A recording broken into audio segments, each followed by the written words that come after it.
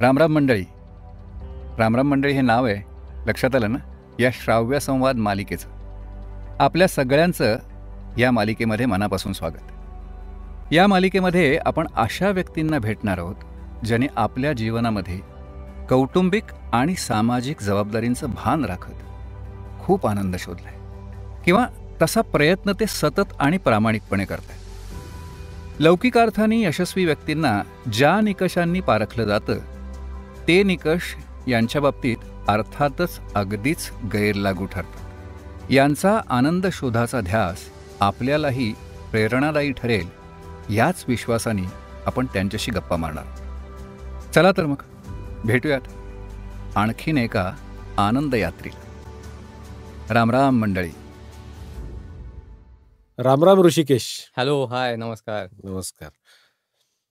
वडील श्री आनंद पाळंदे यांच्या पर्वतासारख्या उत्तुंग व्यक्तिमत्वाचे दडपण आपल्या आयुष्यावर येऊ न देणारा, किंवा तसा प्रयत्न लहान वयातच सुरू करणारा आणि शहरी सुखलोलूप जीवनाला स्वप्रेरणेने रामराम ठोकणारा ऋषिकेश. कशी काय ओळख वाटली? चांगली आहे अर्थातच. मी आता जसा उल्लेख केला त्याप्रमाणे तुझे बाबा आनंद पाळंदे सगळ्या महाराष्ट्रात म्हणा किंवा भारतभर प्रसिद्ध आहेत, आणि आमच्यासारख्या भटक्यांचे तर ते गुरुच आहेत.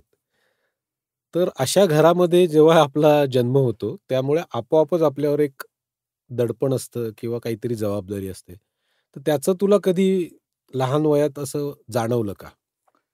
नाही जाणवलं, कारण बाबांचं असेल व्यक्तिमत्व की त्यांनी जाणवू पण दिलं नसेल, किंवा त्यांचं जे काही चालू होतं ते असं बाहेर जास्त चालू असल्यामुळे घरात त्याचं कधी काही खूप काहीतरी चाललंय मोठं बाबांचं असं कधी वाटलं नाही मला. असं पण याचं श्रेय बाबांना द्यायला हो, पाहिजे. ते आहेच आहे अर्थात, कारण ते जाणवू दिलं नाही त्यांनी, आणि त्यामुळे त्याचं प्रेशर पण नाही आलं. पण उलट त्याचा फायदाच झाला, की मग कुठल्याही ट्रेकला जाताना आधीच ऑलरेडी सगळंच, म्हणजे आत्ता जसं गुगल मॅप वापरतात लोक, तसं आधीच ऑलरेडी आमच्याकडे नकाशे तयार असायचे. जिवंत गुगल होतं. त्यामुळे ते एका दृष्टीने तो फायद्याचंच होतं, असं म्हणता येईल.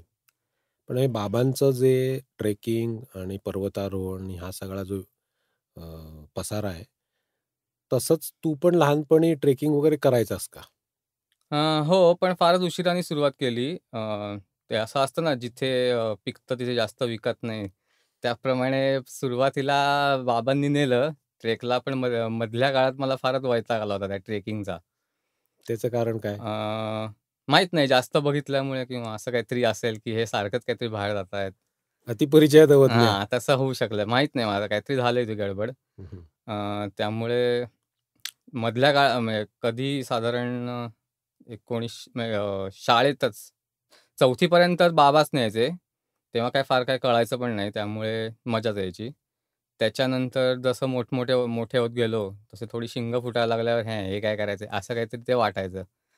त्यामुळे त्या एक साधारण थोड्या काळात 1999 म्हणजे 7वी-8वीत माझा शेवटचा ट्रेक झाला असेल बाबांबरोबर, हरिश्चंद्रगड. त्याला मजा आली होती अर्थात. थोडक्यात मला असं वाटतं, की मजा यायला पाहिजे तरच मी काहीतरी करीन, असं माझं तेव्हापासून सुरुवात झाली. म्हणजे वडिलांच्या नावातला आनंद आपल्या जीवनात आला पाहिजे. आनंद घरीच असल्यामुळे काही टेन्शनच नाही ना, असं झालं. हायस्कूलला जसा तू गेलास त्याच्यानंतर ट्रेकिंग बाजूला पडलं. हां. मग त्यावेळी तुझं काय मनात असायचं किंवा काय छंद होते? तेव्हा ते आता काय तारुण्यात प्रवेश केल्यामुळे तेव्हाचे हे बदलतं ना थोडंसं. त्यामुळे त्याच्या ह्याच्याप्रमाणे आपण रासायनिक बदल हां, शरीरातले. Hormones change. तर ते तसं त्याप्रमाणे काहीतरी वेगळंच वाटायचं त्या पिरियडमध्ये 10वी नंतर साधारण. तर मग तेव्हा त्या ह्याच्यात ते ट्रेकिंग परत मागे पडलं, आणि मग सगळं कॉलेज, आणि मग इकडे-तिकडे फिरणं, भटकणं, म्हणजे टाईमपास करत. असं थोडंसं त्याच्याकडे थोडा जास्त ओढा आणि कल नाही, किंवा ते जास्त केलं गेलं. पण कॉलेज काय केलंस तू? कुठलं शिक्षण घेतलंस? मी BSc स्टॅटिस्टिक्स, पण त्याच्या आधी बरंच झालंय, बऱ्याच घडामोडी. त्या सांग थोडक्यात, आम्हाला ऐकू देत नाही. म्हणजे 12वी पर्यंत व्यवस्थित झालं. हां. तरी त्यात 10वीला 78% आणि 12वीला डायरेक्ट 60% असं ते सगळं झालं. 11वीत खूप कारण कॉलेजला न जाता इकडे-तिकडे भटकणं, काय असल्यामुळे असं सगळं ते मार्कांवर परिणाम असं सगळं झालं. 12वी नंतर आर्किटेक्चरला मी ॲडमिशन घेतली. अच्छा. हां. तर मग त्या एंट्रन्समध्ये मला चुकून काय चित्र चांगलं आलं असेल का काय माहीत नाही. पण ते ॲडमिशन मी घेतली आणि घरच्यांनी ते मोठी ते पैसे पण फी पण त्याची खूप असते. ते भरली त्यामुळे मी तिकडे घेतली ॲडमिशन. पण तिथे 6 महिनेच मी टिकलो. कारण ते मला ते पुढचं काही जमेना. आर्किटेक्चरचं ते काय पुढे 5 वर्षाचा कोर्स 5 वर्ष म्हणल्यावरच माझं संपलं होतं. पण तरी 6 एखादा महिने मी प्रयत्न करून बघू. 6 महिने त्यात कसं तरी ते केलं. त्यात पण एक ती फील्ड ट्रिप जी झाली, त्यात अजूनच त्यानी जास्त मजा आली फील्ड ट्रिपमुळे. त्यात मी काही केलं नाही ॲक्चुअली, फक्त गेलो होतो ट्रिपला. तर असं ते आर्किटेक्चर 12वी नंतर पण मग ते काही न झेपल्यामुळे लगेच सोडणं हं, हं, हं. आणि मग त्याच्यानंतर काय-काय की मग काय होणार? फ्युचर, करियर-बिरियर सगळे असे ते प्रश्न. मग त्याच्यानंतर मग ठरवलं नाही, बी-एस-सीच करू आपलं साधं. मग बी-एस-सी करून मग त्यात मला स्टॅट्स हा विषय आवडला. मग त्याच्यात थोडंफार तो त्यामुळे किती दिवस आवडला मग? तो 3च वर्ष. नाही, आता आपण हे खूप सहजतेने बोलतोय. बाबा याकडे कदाचित थोड्या त्रयस्थाने बघू हो, शकले असतील. पण अर्थात. आईचं प्रतिक्रिया किंवा आईची घालमेल काय होत होती हो, ती त्या तर काळात? म्हणून तर ते भयंकरच होती ती तिची. कारण ॲज अ मुलगा म्हणून तिला असं काहीतरी मोठं काहीतरी मुलांनी करावं असं ते सगळ्या नेहमी अपेक्षा असतातच त्याप्रमाणे. आणि त्यात ती परत प्रिन्सिपल शाळेची असल्यामुळे कुठल्या शाळेत? खडकीला जी-एम-आय हायस्कूल म्हणून. अच्छा. हं. हं.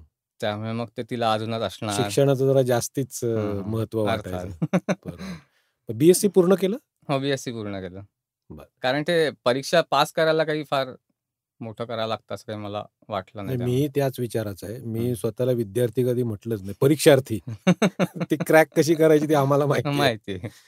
बरं. बी-एस-सी झाल्यानंतर काय केलं मग? मग बी-एस-सी स्टार्ट झाल्यानंतर मग परत स्टॅटिस्टिक्समध्येच काहीतरी करा, नोकरी करा, असं ते सगळं चालू झालं घरनं. मग एम-एस-सीची नेहमीप्रमाणे पारंपरिक पद्धतीने एम-एस-सीची एंट्रन्स एक्झाम दिली. त्याच्यात काही आपला स्कोर आला नाही. मग एम-एस-सी जिओ इन्फॉर्मॅटिक्स म्हणून एक तेव्हा नवीन सुरुवात झाली होती. 2006 साली. पुणे विद्यापीठानेच एक डिपार्टमेंट जिओग्राफीच्या अंडरच काढलं होतं ते. तेव्हा तो जी-आय-एस आणि सगळं त्याचा नुकतीच सुरुवात होती. त्याच्यात ते जिओ इन्फॉर्मॅटिक्स काढलं होतं त्यांनी डिपार्टमेंट. कोर्स जिओ इन्फॉर्मॅटिक्सचा. मग त्यात घेतली ॲडमिशन, त्यात मिळाली. त्यामुळे त्यात घेतली, पण तेही 6 महिनेच टिकलं. कारण पुणे विद्यापीठाचं वातावरण एवढं प्रचंड वेगळं आहे माझ्या दृष्टीने, की मी त्या जिओ इन्फॉर्मॅटिक्सच्या कोर्सला लेक्चर्सना जाण्यापेक्षा विद्यापीठातच जास्त फिरत बसायचो आणि विद्यापीठाच्या शेजारी म्हणजे पुणे विद्यापीठाची मुख्य इमारत आहे, त्याच्या इकडे शेजारी मस्तपैकी लॉन आणि भरपूर मोठी मोठा झाडं, एरिया. कैलासपतीचं मोठी-मोठी झाडं, असं एक वेगवेगळी मोठी-मोठी झाडं आहेत. तिथे जाऊन कादंबऱ्या वाचत बसणं हा माझा आवडता छंद होता. त्यामुळे ते एम-एस-सी जिओ इन्फॉर्मॅटिक्स पण बाजूला राहिलं हं. आणि तेही मी 6 महिन्यांनी सोडून दिलं शेवटी. बरोबर. तुझं मी मध्ये माहिती वाचत होतो. त्याच्यामध्ये तू नंतर लेखनाकडे पण हळू-हळू वळलास. तर हे जे लेखनाकडे तुझं वळण आहे, ते माझ्या मते सायकलच्या रूपाने सुरू झालं आणि तो सायकलच्या रूपाने सुरू झालेला प्रवास पुण्यातनं कापऱ्यापर्यंत पोहोचला, चिपळूणमधल्या. तर तो प्रवास जरा आम्हाला थोडक्यात सांगशील का? थोडक्यात ते म्हणजे ॲक्चुअली तो माझ्यासाठी खूपच मोठा आहे. 10 वर्षांचा जवळपास प्रवास आहे तो. ते मला कल्पना आहे तो किती क्लेशदायक, कष्टदायक आहे. पण आमच्या श्रोत्यांना ऐकायला ते आवडेल. हां, तर ॲक्चुअली सुरुवात त्याची सायकलिंगपासून आली असेल लिहिण्याची, तरी माझ्या मते त्याच्याही आधीपासूनच लिहिण्याची सुरुवात होते. कारण तुम्ही जेव्हा सगळं गोळा करायला लागता आजूबाजूचं, म्हणजे नक्की डोळसपणे म्हणजे तुमच्या बाजूला काय चाललंय नक्की, आपण काय करतोय, तेव्हा आपण ॲक्चुअली अनकॉन्शियस असतो या गोष्टींबद्दल. जे काही चालू आहे ते आपण त्याप्रमाणे जात असतो.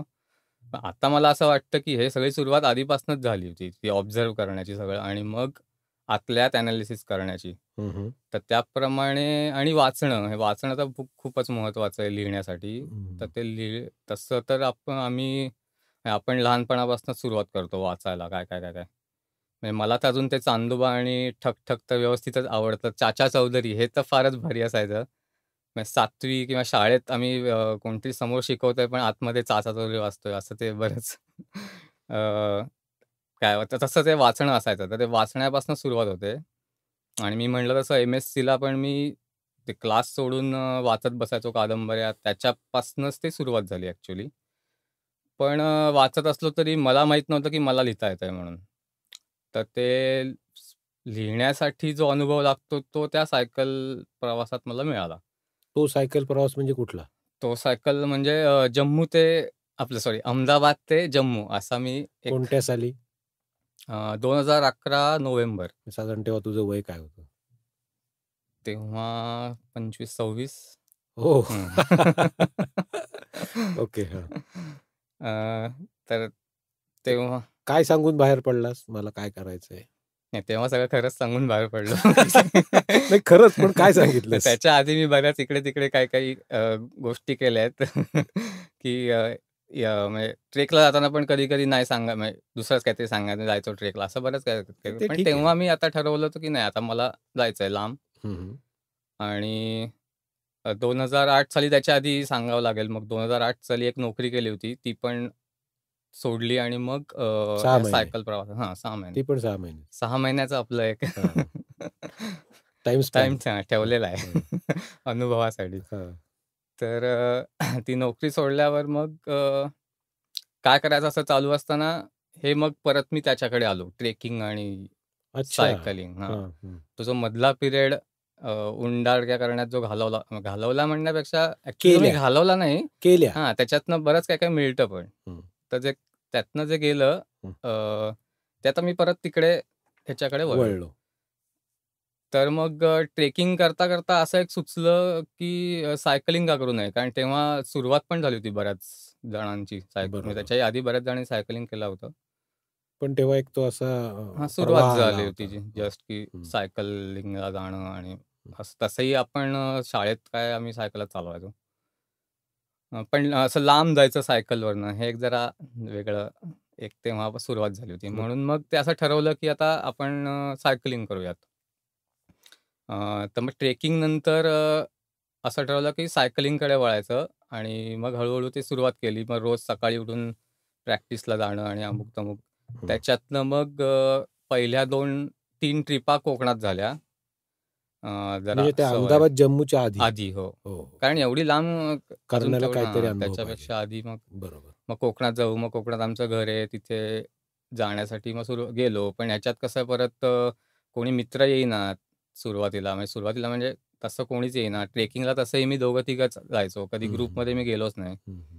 म्हणजे मला सवयच नाही ग्रुपमध्ये जायची. त्यामुळे मग दोघं-तिघंच बेस्ट होते. हं. ट्रेकिंगला यायचे, पण सायकलिंगला कोणी आलं नाही. मग सगळ्यांची वाट बघण्यापेक्षा एकदा ठरवलं मी त्याला आपणच निघावं. मग तसं मी निघालो कोकणात आमच्या घरी जायला. मग तो एक फारच मोठा पहिला प्रवास मस्त होता. कारण सुरुवातीला पहिल्या दिवशी मी निघालो, पण चांदणी चौकातनं घरी परत आलो कारण मी घाबरलो होतो. ओह! हां, मग दुसऱ्या दिवशी ठरवलं की नाही आता जायचंच. मग परत दुसऱ्या दिवशी सकाळी निघालो शाबास! आणि मग तेव्हा पुढे गेलो अजून. मग म्हणजे तो इथपासूनच सायकलिंग सुरू केलंस तू? हां, कोकणात जायला. कोकणात. ओके. हां. हां. हं. कोकणातच ते पहिल्या ह्याचं सांगतोय. मग हां, ते हां. पहिल्या जी ती पहिली मोहीम होती त्याच्यात मी ताम्हिणी घाटातनं जाऊन रायगडच्या खाली राहून मग पाचाड. पाचाड नाही इकडचं गाव. हां, या बाजूला. नाव विसरलो. तर छत्री निजामपूरच्या हां, इकडून जाताना. तिकडनं जाऊन. हं, हं, हं. तिकडनं जाऊन रायगडचं म्हणजे रायगडला वर गेलोच नाही. मग तिकडनं दापोली, कोळथर तुमचं गाव पण गेलो नाही ॲक्चुअली. जास्त करून तिथे कुडावळ्याला मी दिलीप कुलकर्ण्यांकडे गेलो. हां, ते जास्त महत्त्वाचं त्यांचं होतं बरोबर. तेव्हा. त्याचा तीच तुझा पहिला उल्लेख पुढे हां. आलाय तात्यांचा. आपण त्याच्यावर बोलू तर त्या झालं. तात्यांकडे ती पहिली एक हे होती. मला माहिती होतं त्यांचं ते तिथे राहतात असं म्हणून बरोबर. माझ्या बाबांनी सांगितलं होतं. त्याच्याप्रमाणे पहिल्या ह्याच्यात ते त्यांच्याकडे गेलो भेटीला. तर ती एकदमच काय लाईफ चेंजिंग होती. हं. त्यामुळे मग ती तिकडनं गुहागर आणि करून आमच्या गावी कापरे म्हणून आहे चिपळूणजवळ तिथे अशी ती 7-8 दिवसांची एक मोठी पहिली सायकल सफर वारी, झाली. हां. सफर. हं. आणि आणि मग तू ठरवलंस की आपण अहमदाबाद ते येस. मग त्याच्यातनं मग तुला आत्मविश्वास मजा आला. आली. हां. आणि ती आनंद पहिली आला. मजा आली. त्यामुळे मग ठरवलं की आता अजून काहीतरी हवं. मग ती अहमदाबाद, जम्मू ते असं. ते अहमदाबाद ते जम्मूची तुझी सायकल सफर झाल्यानंतर तू एक पुस्तक लिहिलंस. 2 चाकं आणि मी, बरोबर ना? आणि त्याला खूप लोकांचा चांगला प्रतिसाद पण मिळाला. त्या पुस्तक लिखाणाबद्दल काय अनुभव सांगशील का? सायकलिंगचा जो अनुभव होता 23 दिवसांचा साधारण महिनाभराचा. तोच इतका डेंजरस होता, की मग पुस्तक लिखाणाबद्दल मला काही फार किरकोळच. वाटत नाही. कारण ते जे मी 23 दिवसानंतर करून आलो जम्मूनंतर पुण्याला परत आल्यावर इतकी ती अस्वस्थता आणि बेचैनी होती, की आपण जे करून आलोय, हं, हं. ते कुठे काही ना काहीतरी करून लिहायचंय. बाहेर काढायला हवाय. हां. त्याच्यातनं ते लिखाण सुरू झालंय. बरोबर. त्यामुळे तो अनुभव मी अजूनही विसरू शकत नाही. पण ते हं, हं. पुस्तक विसरीन आत्ता. तू तुझ्या त्या चूल ते मूल, माझं गरजेपुरतं जगणं असं जे तुझा मी लेख वाचला, त्याचा अर्थ मला अजून कळलेला नाहीये. त्याच्यात तू असं लिहिलंयस, की अनुभव रवंथ करून झाला आणि तो गळ्याशी आला की लिखाण सुरू होतं. हं. तसं काहीसं ते तसंच झालं ते. कारण ते काय-काय तिथे बघितलं होतं आणि काय-काय अनुभवलं होतं, काय-काय विचार केले होते, हं, हं. हे माझं मलाच माहिती होतं परत आल्यावर. त्यामुळे मग ते आत ठेवणं शक्य नाही. कारण माणूस असा सामाजिक प्राणी असल्यामुळे त्याला ते शेअर करणं खूप गरजेचं असतं. गरजेचं असतं. त्यामुळे एकतर लिहिण्यातनं करा, बोलण्यातनं करा, कसंही व्यक्त होणं व्यक्त होणं. ही गरज आहे हां. माणसाची. त्यामुळे मग आता ते मीडियम प्रत्येकाचं आहे. मला तेव्हा लिहावसं वाटलं आणि सुरुवातीला ठरवलं होतं मी, की एकच लेख लिहायचा, एक 8 पानांचा वगैरे असं. पण ते पहिल्या दिवसाचं लिहिताना 8 पानं झाली. मग हळू मग पण प्रत्येक दिवसातच लिहायला गेलो. लिहायला लागलो आणि मग ते पुस्तक झालं. बरोबर. ते पुस्तक झाल्यानंतर तू परत पुण्यातच होतास. हे पुण्यातनं कापऱ्याचा प्रवास कसा झाला? म्हणजे तुझं जे चिपळूणच्या बाजूला गाव आहे हं, हं. आणि तो निर्णय का घेतलास? आता ते निर्णय असा मी एकाच दिवशी परत अर्थातच घेतला अर्थात, नाही. ते आता बरोबर आहे. बदलत. हं. पण त्याप्रमाणे अर्थातच ते डोक्यात मात्र काहीतरी वेगळं चालू होतं. दिलीप कुलकर्णी तात्यांना आमच्या भेटलो होतोच. त्याच्यानंतर हा सायकल अनुभव. त्याच्यामुळे असं नक्की कळलं होतं, की पुण्यात काही नाहीये आणि तुझा खून करतील पुणेकर. जपून बोल. पुणेकर पण मान्यता देतील बहुतेक आता असं वाटतंय. हं. तर माझ्यासाठी इथे काही नाहीये. शिकणं आणि नोकऱ्या सगळं करून झालेलं आहे. त्यामुळे आता अजून काय वेगळं? तर ते मग पुण्याबाहेरच जे आहे ते पुण्याबाहेरच आहे. म्हणून मग पुण्याबाहेरच जायचं असं ठरलं. जवळपास नक्की झालंच होतं मनात. पण ते काय करायचं काय? पुण्याबाहेर कुठे जायचं वगैरे असं ते सगळे प्रश्न होतेच परत. तर पहिलं पुस्तक 2 चाकं आणि मी आल्यावर चांगला रिस्पॉन्स मिळाला त्याला आणि महाराष्ट्र राज्य शासनाचा पुरस्कार पण मिळाला, प्रथम प्रकाशनसाठी. तर ते जास्त चांगलं होतं कारण त्यातनं ₹50,000 ची रक्कमही मिळाली. मग त्या ₹50,000 काय करायचं? असा एक पुढचा प्रश्न. तर त्या प्रश्नातनं त्या पैशातनं मग एक गाय घेतली. हां. मग त्यासाठी माझ्या मावशीकडे गेलो होतो मी. हं. तिचं गाव आहे खेडजवळ. तिच्याकडे गेलो. मग आपण गाय घेऊ वगैरे असं ते सगळं झालं आणि त्याच्यातनं ती गाय घेतली. पण लोकं मोबाईल घेतात. मला अनुभवांसाठी गाय घ्यावी लागते. तेव्हा असं ते मला काहीतरी करायचंय असं ते हं. असल्यामुळे अ, ती गाय घेतली विकत. मग आपण काहीतरी दुधाचा धंदा वगैरे असं काही चालू करूयात असं ते होतं. म्हणून मग त्याच्यातनं ते सुरुवात केली. मग ते रोज त्याचं सकाळ-संध्याकाळ दूध काढा. हो. नंतर तिला पेंढा आणि चारा-बिरा खूप सगळं बंधन हां, आहे ते. हां, हां. खूपच बंधन आहे. ते सगळं सुरू केलं. ते पहिल्यांदा मस्त सगळं आनंद वाटत होता. उत्साहित आणि ह्याने केलं. पण अर्थात माझ्या स्वभावाप्रमाणे 6 महिन्यांशिवाय मी काही टिकू शकत नाही.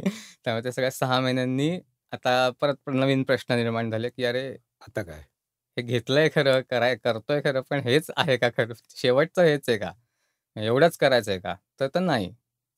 मग त्यामुळे मग ते परत झाले गोंधळ सुरुवात झाली परत. आणि पण त्याचा परत फायदा होतो. म्हणजे कसं आहे शेवटी कुठलीही गोष्ट केली की त्याचा चांगला फायदा काय पण होतो. काहीतरी त्यातनं चांगलं हां, निघतंच. जे होतं ते चांगल्यासाठी म्हणतात ते तसं, की मग त्यातनं मला एक स्टोरी सुचली. आणि जो पहिला पुस्तक आलं होतं, हो. त्याच्यामुळे मी जास्त विचार करायला लागल्यामुळे अर्थातच ह्याच्यावर हे जे गाय पालन आहे, त्याच्यावर तर अजूनच जास्त विचार झाला होता. त्याच्यातनं स्टोरी सुचली आणि मग 2 चाकं मी हे एक पूर्णपणे नॉन फिक्शन किंवा काय प्रवास चिंतन म्हणूयात असं आहे ते.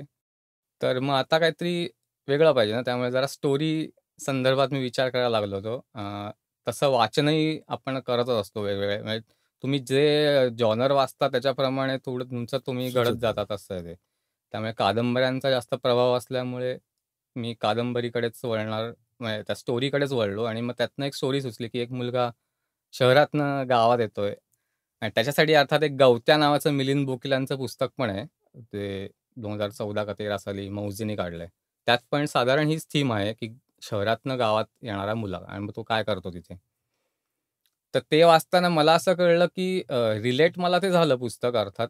काही गोष्टी नाही झाल्या, पण ज्या नाही झाल्या मग त्याच्यावर मी लिहिणार असं ते मला वाटलं, की मग काय नाही झालं ते आपण मांडायला पाहिजे.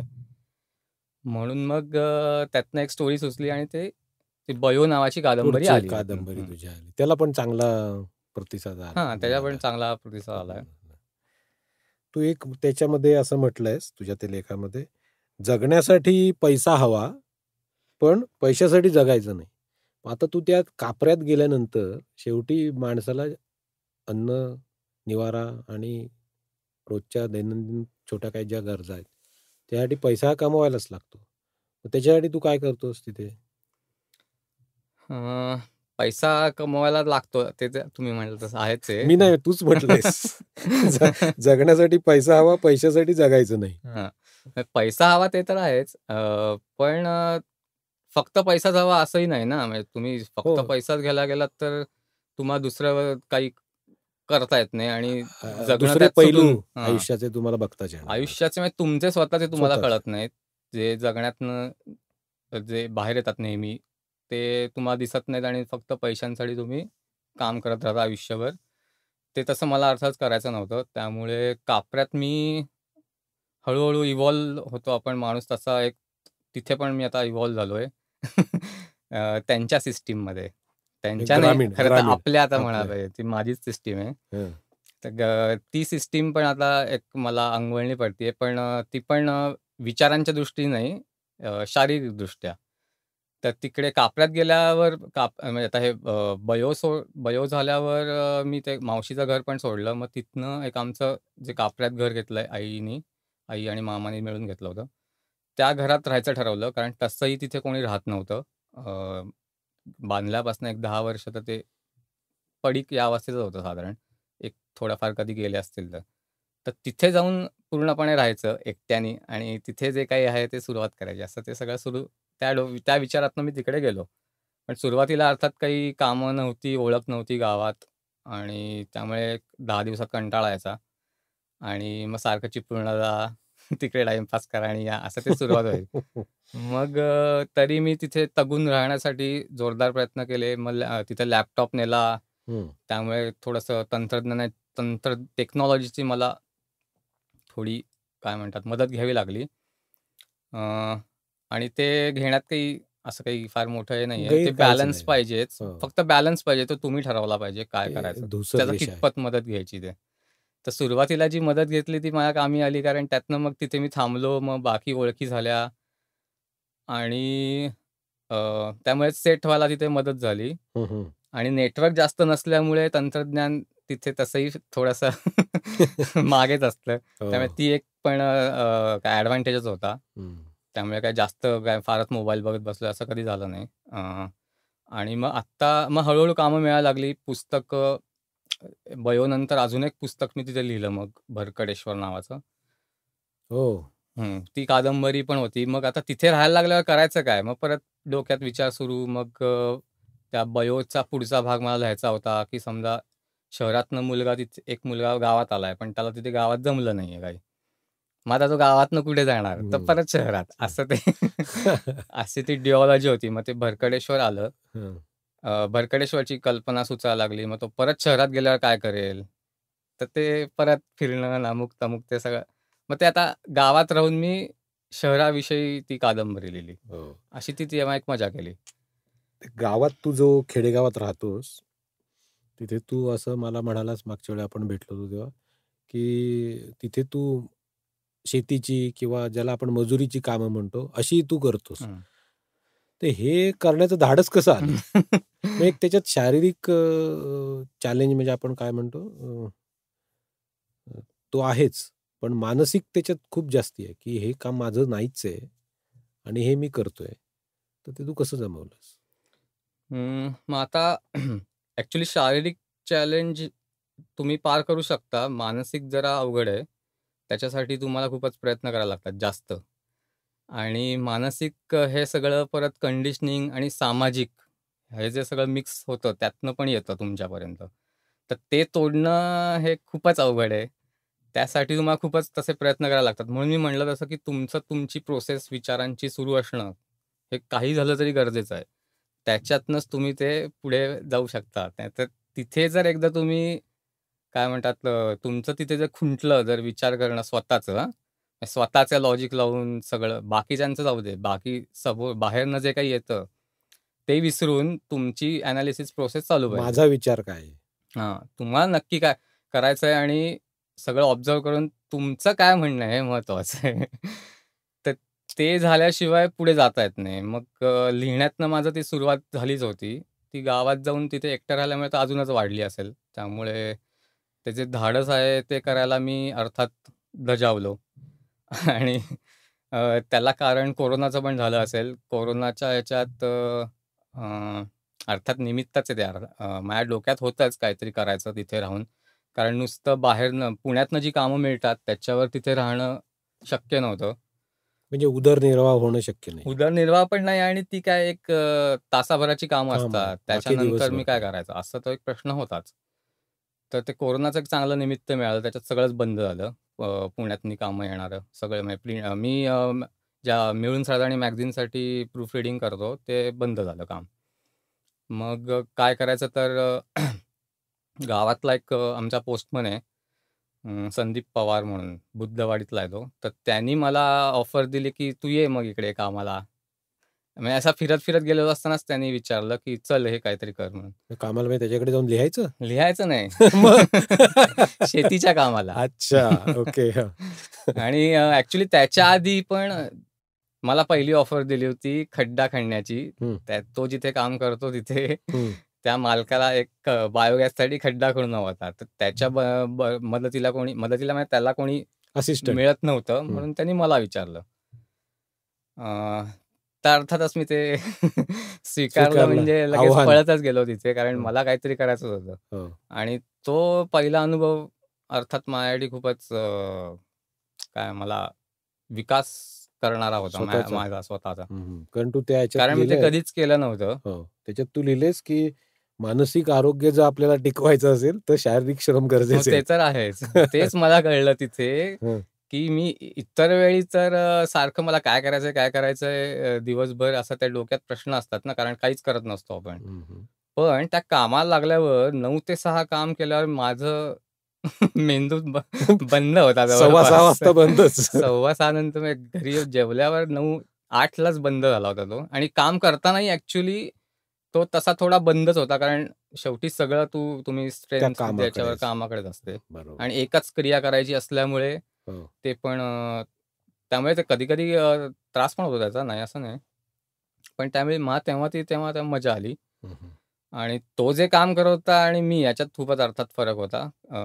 Value addition. अर्थातच कारण तो अर्थातच कसलेला आणि ते लहानपणापासून करत असल्यामुळे हो. सुरुवातीला त्यामुळे तरी पण मी तिथे दिवसभर टिकलो एवढं नक्की. हं, हा स्टॅमिना मला ट्रेकिंग आणि सायकलिंगमुळे मिळाला. पण अर्थात जो मानसिक जे लागतं, हं.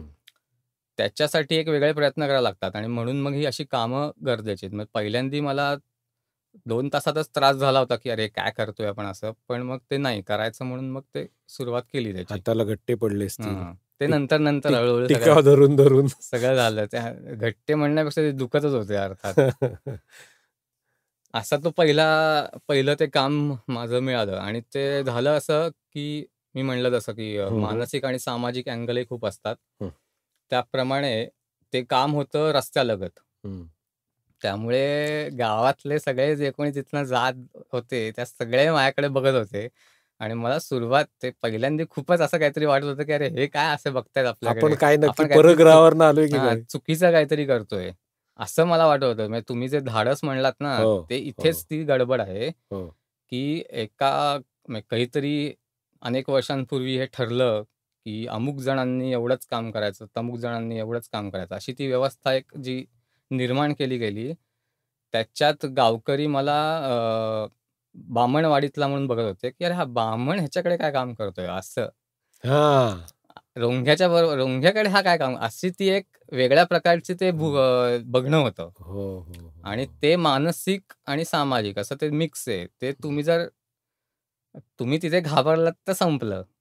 पण ते सुरुवातीला अर्थातच की वाटतंच, की अरे हे काय असं बघतायत आणि आपण खरंच काहीतरी चुकीचं करतोय, असं काहीतरी हं. पहिल्यांदा वाटतं. पण मग तिथे रोंग्याच तो मला म्हणला, की "अरे तुला जर पैसे आणि जर हवे असतील, तर तू हे काम कर. तुला काही दुसरा पर्याय नाही. ते लोकांकडे काय बघू नको." असं हं, त्यानेच मला सांगितलं. हळू हं. सुरुवात म्हणजे त्याचं पण हे झालं. आणि आता त्याच्यात पण तुला आनंद मिळतोय. त्याच्यानंतर म्हणजे आता मी कामं करायला लागलो आणि शेती कामांकडे वळण्याच्या आधी ही अशी बारीक-सारीक कामं करायचो मी, की पेंढे भरणं. मग तो रोंग्याच मला कामाला लावायचा हं. अर्थात, की मग त्याला पण सोयीचं होतं ना, की हं. कोणातरी ते कसं होतं, ते बरेच राजकारणं पण असतात कामांमध्येही स्थानिक. स्थानिक राजकारणं, की मग आता रोंग्या हा त्याच्या फेवरमधल्यांनाच बोलवणार आहे, असं बरंच काय-काय असतं. ते जाऊ दे. ते पण तुला कळायला लागलं. ते आता मी तेच म्हणतोय, आता ते हं. हळू सगळंच कळतं ना. सगळ्यात तज्ञ बनणार तू एकदा आता. मातीत गेल्यावर तुम्हाला ते हो, सगळंच कळतं. हो. तर तर त्याला मला बोलवणं खूपच सोयीचं होतं. कारण मी कधी अवेलेबल असायचो. तो चल म्हणला, की मी निघायचो लगेच. आणि घरी काही कोणीच नसल्यामुळे एकटाच होतो. त्यामुळे तर लगेच यायचो. आणि जेवणा-बिवणाची पण तो कधी-कधी सोय करायचा. त्यामुळे त्यांनी सगळीच ती माझ्याकडनं कामं करून घेतली. पेंड्या-बिंड्या भरणं. हं, हं, हं, हं. तर मग त्यातनं त्यातनं पुढे म्हणजे अर्थात ती काय रोज नसायची. त्यामुळे मग परत प्रश्न यायचेच, की समजा आता 2-3 दिवस सलग झालं, की मग पुढे काय काय करायचं असं ते करायचं? यायचंच. बरोबर. म्हणून मग लिहिणं सोडलं नव्हतं. हं, हं. त्यामुळे माझा तो 6 महिन्याचा मी म्हणलं ना, त्याप्रमाणे त्यात लिहिणं फक्त इन्क्लूड नाहीये, पण हे कारण ते आयुष्यभर आहे. कापरं पण नाही इन्क्लूड आता किती वर्ष झाली कापऱ्यात जाऊन? म्हणजे तेच जे कापऱ्यात जाऊन 4 म्हणजे सुरुवात झाली. म्हणजे भाग्यवानच म्हणायला पाहिजे. कापरेवासी. 4 वर्ष तिथे टिकलास तू. आणि लिहिणं पण. हो, त्यामुळे लिहिण्याचं तुझं ते काय म्हणायचं ते तुझी मानसिक भावनिक गरजच आहे, असं हां, आपण म्हणू शकतो. म्हणजे आता त्यातनं मजा येते त्यामुळे अर्थातच ते हं. टिकलंय. तर मग त्या मधल्या पिरियडमध्ये परत म्हणजे 2000 बर्कडेश्वर कादंबरी आल्यानंतर कुसुमाग्रज प्रतिष्ठान नाशिक म्हणून त्यांची एक ते स्कॉलरशिप देतात. अ, नवीन काही लिहायचं असेल कोणाला तर. ती वर्षभराची असते ₹1,00,000 तर एक प्रणव म्हणून माझा मित्र आहे, लेखकच आहे तो. त्याला मिळाली होती, तर त्यांनी एकदा मला सांगितलं, की "बघ ट्राय करून." आणि मग माझ्या तेव्हा डोक्यात लेहला जायचं होतंच. मग त्याच्यासाठी आम्ही एकदा गेलो होतो लेहला माझ्या मित्रांबरोबर गाडीने. तर ते गाडीने जाणं आणि तिथे फक्त 3च दिवस राहणं हे काय मला पटलेलंच नव्हतं. कारण तो लेह हा एक वेगळाच विषय आहे आणि ते आता अर्थात माहिती असेलच जे तिकडे गेलेत त्यांना. तर तिथे जाऊन एक जोरदार भरपूर राहायचं असं एक डोक्यात होतंच. मग ते मी या स्कॉलरशिपच्या मार्फत मिळवण्याचा प्रयत्न केला. मग त्यांना ते सांगितलं, की मी तिथे जाऊन कादंबरी लिहीन. मग त्यांनी मला स्कॉलरशिप दिली. तर ती मिळाली 2018 मध्ये. अ, 2017 मध्ये सॉरी 17 मध्ये. तर मग 2017 जुलैमध्ये मी लेहला गेलो. मग तेव्हा कापरे-बिपरे सगळं विसरलो. तेव्हा मला लिहायचं होतं आणि लेहवर लिहायचं होतं. अर्थात हा चान्स कधी परत मिळणार नाहीये. हं. मग मी 6 महिने लेहला होतो. 6 महिने तिथे राहिलास? अ, 5.5 महिने असेनच हां, नक्की. म्हणजे खूपच मोठा काळ आहे आमच्या दृष्टीने. आम्ही 6 दिवसांसाठी जातो ना. तोच तर ना, मी पण गेलो होतो. मला तो हां. पुरेना झाला ना. 6 महिने तरी 6 महिने पाहिजे. पाहिजेच. हां, त्याशिवाय अनुभव येत नाही. हं. मग तिथे राहिलो 5.5-6 महिने. डिसेंबर 10 का असं काहीतरी पहिले 2 वीक राहिलो असेन. आणि त्या त्या अनुभवावर कादंबरी लिहिली. ती माझी पुढची 3री कादंबरी झुरांगलिंग म्हणून. हां. त्याला तर खूपच जोरदार प्रतिसाद. हो, आता आहेच आहे. मला माहीत नाही आता येतात पण काही-काही फोन. हं, हं, हं. पण ॲक्चुअली मी लिहिल्यावर ते मला आता प्रतिसाद आलेले आवडतातच. पण त्यात फार अडकायचं नाही असं मी ठरवलेलं असल्यामुळे आधीच हं, आणि हं. ते कृतीत पण आणलेलं असल्यामुळे म्हणजे थोडंसं आणलंय. कृतीत येणं कारण गरजेचं आहे. नाहीतर त्याच्याशिवाय तुम्ही पुढे जाऊ शकत नाही. मग तुम्ही अडकता कुठल्यातरी एका गोष्टीत. मग ते अडकणं काही चांगलं नाही. कारण लेहला गेल्यावर बुद्धाच्या विषयी वाचणं अर्थात सुरू झालं आणि बुद्धिझम किंवा बुद्धिझम पण नाही, बुद्धच म्हणतोय हां. आणि इझम आला की वाद आला. काही हं, बुद्धाला हं. काही वादबीद मांडायचा नाहीये. त्यामुळे बुद्ध जे म्हणतो त्याच्यावर हळू अभ्यास करायला सुरुवात केली आणि त्याच्यातनं अ, बुद्ध हा माझा फारच फेव्हरेट आणि मी तरी त्याला मानतो असं ते झालं, की तो जे सांगतो ते एकदम कारण त्यांनी स्वतः त्याच्यासाठी मेहनत घेतली आहे. म्हणजे मी जे म्हणलं तसं, की तुमचा काहीतरी स्वतःचा विचार पाहिजे. तसं त्यांनी ते स्वतः करून मिळवलेलं आहे. 6 वर्ष जे काही त्यांनी घालवली असतील. बरोबर. तर ते त्याच्यातनं मग त्याचा अभ्यास झाला आणि मग ते मला तो शोध लागला, जो तुमचा उद्देश आहे ना आनंद शोधण्याचा. तर आनंद शोधायचा असेल तर दुःख हे जे आहे, ते स्वीकारणं गरजेचं आहे. हो. हं, हं, हं. अशी ते एक वेगळी उलटं हे आहे ते. हं. ते ज्याला कळलं त्याला ती मजा येते. त्याला खरा आनंद मिळतो हां. जीवन. तर त्यासाठी आधी दुःख आहे हे कळायला पाहिजे कंपल्सरी. जीवनात ते दुःख त्याला येणार. कळलं आणि ते त्यांनी पहिल्यांदा मांडलं. हे आधीच कोणीच मांडलं नाही आत्तापर्यंत. त्यांनी जेव्हा मांडलं त्याच्या आधी कोणीच मांडलं नव्हतं हे. तर म्हणून ते मला आवडलं त्याचं आणि तेव्हापासून मग त्या दृष्टीने सगळेच विचार पुढचे सुरू झाले माझे. आणि मग त्यातनं आलं पुढचं आता सगळं चालू आहे. पुढचं चालू आहे. मगाशी मी तुझ्या ज्या लेखाचा उल्लेख केला, त्याच्यात एक तुझं असं वाक्य आहे, जीवन साथीदारावर नशेसारखं खोल प्रेम करता आलं पाहिजे किंवा करायला मिळालं पाहिजे. मग असा कोणी साथीदार तुला लाभलाय का? तसे बरेच लाभलेत. जीवन साथीदार लाभलाय का? जीवन साथ साथीदार भरपूर लाभले असतील. जीवन साथीदार अजून लाभला नाहीये. हां, पण शोध चालू आहे. शोध चालू आहे. ओह! मी सापडेल. हां. हां. अ, पण काही-काही जण असतात, ज्यांच्यावर आपण खरंच प्रेम करतो आणि ते सांगता येत नाही कधी-कधी. त्यामुळे पण ह्या वाक्यावर तुझा विश्वास आहे. हां, अर्थात. प्रेमाचं कसं आहे, की त्या एका विशिष्ट काळासाठी तुला ते फार उत्कट असू शकतं आणि नंतर त्याचा कदाचित तुझं मत बदलू शकतं. हो. पण मग त्या केसमध्ये या जीवन साथीदार कसा बनणार? म्हणूनच ती अशी ती अव्यक्त आहे ना, जीवन साथीदारी कल्पना. म्हणजे नशेसारखं आणि प्रेम केलं पाहिजे. परत हां, त्यात मग तेच. हे ते तर आहे. आणखीन खूपच भारीच बोलतोयस तू. म्हणून हां, मी तेच मुद्दाम ते म्हणतोय. वाक्य तुला आता मी उद्धृत केलं. म्हणजे जर तुम्ही कॉन्शियसली आणि असं नीट बघायला गेलात ना, तर मग प्रेम नाही करता येणार तुम्हाला. म्हणजे त्याला आपण म्हणतो अ, कॅल्क्युलेटिव्ह किंवा असं काहीतरी हां, करण्याचा प्रयत्न केला, तर ते अर्थातच प्रेम नाही. मग ते तुम्ही सरेंडर व्हायला पाहिजे. हां, अर्थात. मग तसे सगळ्या संत किंवा जे काही सामाजिक ह्याच्यातले आहेत, त्यांचं म्हणणं आहेच आहे ना, की सरेंडर व्हा वगैरे. तर तसं काही नाही. पण सध्या माणसाचा गोंधळ असा आहे, की आपण दोन्ही ह्याच्यावर असतो, की कॅल्क्युलेशन्स पण चालू असतातच. म्हणूनच ही प्रेम ही कल्पना खूपच काय व्हास्ट आणि जो म्हणेल तसं आहे ते सापेक्षसारखं. ज्याला जे वाटेल ते ते तू घे. तसं ते आहे. म्हणजे त्या प्रेमात सगळं बसतं. म्हणजे फ्रेंडशिपपासनं बरोबर. फ्रेंडशिप ते सगळी रिलेशन्स ते सगळीच रिलेशन येतील त्यात. सगळ्या प्रकारची. आपण तुझा आत्तापर्यंत थोडक्यात प्रवास सगळा चर्चा केली, गप्पा मारल्या. नवीन एक काहीतरी तुझ्या आता डोक्यात आहे लिखाणाचं. हां. त्याविषयी जरा बोलशील का? तुला आवडेल का मुळात ते सांगायला? आवडेल की ना सांग. हं. तसं काही नाही. कारण हे सगळं माझ्या आधीच्याशीच सगळं जोडलं असल्यामुळे हं. ते असं प्रवाहासारखंच आहे, की पहिल्यापासून जी सुरुवात आहे.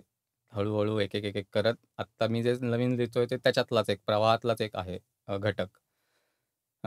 तर नवीन जे मी लिहितोय ते अर्थातच कोकणातली एक जे मी शेती काम करतो त्याच्यातनं एक मिळालेली मला गोष्ट आहे, हं. ऐकलेली सॉरी. हं, हं. 70 वर्षांचे एक जे आजोबा नाही म्हणजे बाबा म्हणेन मी त्यांना ते. तर त्यांनी मला एक 7 आसऱ्याविषयी गोष्ट सांगितली. 7 7 आसरा म्हणजे सप्त अप्सरा अप्सरा किंवा अशा ज्या गोष्टी असतात, जलदेवता विहिरी आणि नदी नाल्यांच्या इथे असतात. मग त्यांच्या परवानगीशिवाय तुम्हाला काही करता येत नाही. मग त्यांना निवद दाखवावा लागतो, तरच तुम्हाला पुढे जाता येतं वगैरे, अशा बऱ्याच गोष्टी आहेत. हो, हो, मौखिक हो. परंपरेत आधीपासून चालत हो, आलेल्या. हो, हो. तर त्या आता थांबल्यात, कारण ते पुढे नेणारच कोणी त्यांना नाहीये. तर याच्यावरनं मला एक आठवलं, मी मुद्दाम सांगतो. कोळथरला माझ्या गावात आमची एक छोटी जमीन आहे. तिथे एक केअरटेकर ठेवलेला आहे. तर तो दर अमावास्येला एक नारळ फोडतो. हां. हो, ते तर आहेच आहे मी गावात मी अजून. आणि त्याला जर सांगितलं हे तू करू नको, तर ते त्याला आवडणार नाही, पटणार नाही. म्हणजे मी नोकर आहे म्हणून तो कदाचित ऐकेल. पण ह्या परंपरा अजून चालू आहेत. हो. तशातलीच ही काहीशी परंपरा आहे का? माझ्या मते ही त्याच्यापेक्षा अजून काय वेगळी आणि असं काहीतरी एक खूपच गूढ. गूढ पण असं नाही, त्याला खूपच आधीचा खूप रेफरन्स आहे. अच्छा. म्हणजे हे आता हे अमावास्येच्या वेळी नारळ फोडणं ही त्यातलंच असेल. म्हणजे तसं ते हां. कॉमन आहे म्हणा. त्यामुळे पण ते तर आता नक्की ते शोधायला लागेल, की कारण ते इतकं खूप काय-काय डायल्युशन्स आणि हे होत आलेलं सुद्धा आहे. हो, म्हणजे काही हो, गोष्टी हो. खूपच डायल्यूट पण होत आल्यात हं. व्यवस्थेमुळे. तर तर ही जी गोष्ट आहे जलदेवतांची, तर त्यांनी मला सांगितल्याप्रमाणे त्यांना एकदा भांडी-कुंडी हवी होती. त्यांनी जी ऐकली, त्याच्यातल्या जो प्रोटॅगॉनिस्ट होता त्याला म्हणजे कधी काळचा असेल माहीत नाही. त्यांना भांडी-कुंडी हवी होती, घरात नव्हती. तर ती त्यांनी त्या जलदेवतेकडे म्हणजे त्यांना सातमाय पण असं म्हणतात. सातासरा किंवा सातमाय. आता कोकणात सातमाय पण म्हणतात. तर त्यांच्याकडे मागितली. मग त्यांना ती भांडी-कुंडी मिळाली दुसऱ्या दिवशी. आणि मग ती त्यांनी घरी नेली. सगळा लग्नाचा सोहळा वगैरे सगळं जे काय असेल ते केला आणि मग परत आणून दिली त्या जलदेवतेला. अशी ती स्टोरी आहे. हं, हं. तर एकदा कोणीतरी दागिना मागितला आणि तो परत दिला नाही. हां. आणि मग तेव्हापासून ती रुसली आणि मग ती आता गोष्ट सांगत नाही. असं ते आहे. असं थोडं त्याला ते आहे. हं, तर हं, त्याच्याबद्दल मी लिहितोय हं, आणि हं. त्याच्यासाठी आत्तापर्यंतचा जो मी काय-काय बघितलंय, तो अनुभव मला फारच उपयोगी पडतोय. हो. म्हणजे विशेष करून तुझा तिथल्या गावातला जो हां. अ, अनुभव आहे. गावातला अनुभव, तिथे शेतीत काम करणं किंवा जे काय आहे ते तिथे जो संपर्क येतो संपर्क स्थानिक येतो, तोही लोकांशी. स्थानिक लोकांशी आणि म्हणण्यापेक्षा विविध जाती, धर्मातल्या लोकांशी. कारण ते खूप महत्त्वाचं आहे. त्यात नाहीतर आपल्याला काही गोष्टी कळत नाहीत. एकाच ह्याच्यात राहून, एकाच जातीत किंवा एकाच समूहात राहून ते जी रिडंडन्सी आहे त्याला काही अर्थ नाही. विविध ए ह्याच्यातूनच आपल्याला काय-काय हो. बऱ्याच गोष्टी कळतात. एकांगीपणा खूप वाढतो. तर हा जो सगळा सामाजिक आणि हे बघतोय मी गावातलं, त्याच्यातनंच ते मला तो तो धागा मिळालेला आहे. तर त्यातनंच ते चालू आहे. म्हणजे जसं मग मला ते कळलं, की नुसतं 70 वर्ष मागे जाऊन उपयोग नाहीये. तर त्याच्याही मागे 1000 वर्ष किंवा त्याच्याही मागे जर जायचं असेल तर शेतीपर्यंत जायला लागेल. हं, हं, हं. अशी ती गडबड आहे. हं, हं. म्हणजे 70 वर्ष नुसतं मागे गेलात तर तुम्हाला राजकीय गेम खेळता येतील. हं. पण अजून त्याच्यापेक्षा तुम्हाला 1000 वर्ष मागे गेलात, तर सामाजिक काय ते कळेल. पण त्याच्याही मागे गेलात 10,000 वर्ष वगैरे, तर माणूस म्हणजे काय ते कळेल. अशी ती गोष्ट आहे. कारण आपण जे नैसर्गिक जे घेऊन आलोय प्रेरणा आणि हे, ते आपल्या अजूनही गेल्या नाहीयेत. कारण ते जाणार नाही, नैसर्गिक आहे ते. पण जेव्हा माणसांनी त्या सिस्टम घडवायला सुरुवात केली, अ, त्याच्या पद्धतीने आपल्याला सुलभ होतील अशा. हां. त्याच्यानंतर बऱ्याच गोष्टी घडल्या शेतीनंतर. ते हळू-हळू तुमच्या जीन्समध्ये आलंच. मग त्याच्यात या सगळ्या जात व्यवस्था आणि सगळं ते आलं आणि जे अजूनही गेलं नाहीये ते तुमच्या मनात आहे. तुम्ही कितीही मॉडर्न वगैरे किती आधुनिक म्हणा स्वतःला, काही उपयोग नाही त्याचा. जी जात नाही तुमच्याकडे ती ते जात. आहे.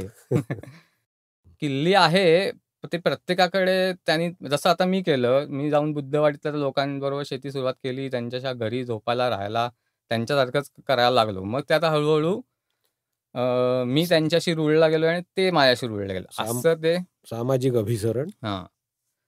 थोडंसं व्हायला पाहिजे. ते पण आता परत ते आत्ता सध्याचा रेटा इतका प्रचंड आहे, की आता म्हणूनच मी म्हणतो, मी माझ्या पद्धतीने मला मजा येते आणि मी करतो. त्याच्यातच हां. आपल्याला आणि जर आनंद आहे. त्याचे म्हणूनच मला रूट शोधायचे झाले, रूट शोधण्याच्या प्रयत्नात मी खूप मागे गेलो आणि मग त्यातनं ही स्टोरी मिळाली मला, की 7 मायांची स्टोरी, की आधी सुरुवातीला जी ग्रामदैवत होती त्याच्यात आत्ता पण अजूनही आमच्या गावात 3 स्त्रिया आहेतच ग्रामदैवतांमध्ये हं, आणि हं. 2 पुरुष आहेत. बरोबर. आणि मग त्याच्या संबंधी वाचन सुरू केलं. मग डी.डी. कोसंब्यांचं वाचलं. त्यांनी दुर्गा भागवतांचं वाचलं. त्यांनी जे काही रिसर्च केलाय त्याच्यावर.